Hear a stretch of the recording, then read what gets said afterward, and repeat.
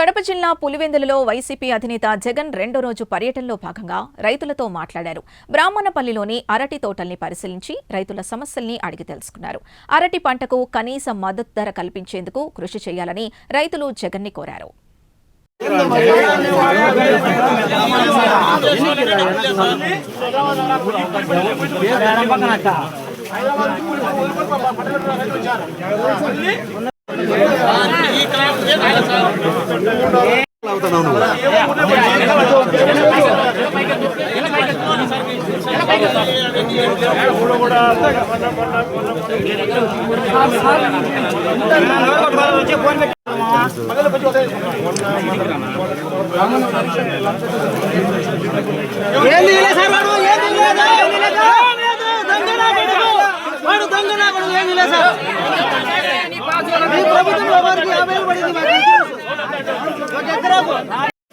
పట్టించుకోకపోయినా కానీ ఇన్సూరెన్స్ అనేది ఒక హక్కుగా రైతుకు తన బ్యాంక్ అకౌంట్లో జమ అయ్యే పరిస్థితి.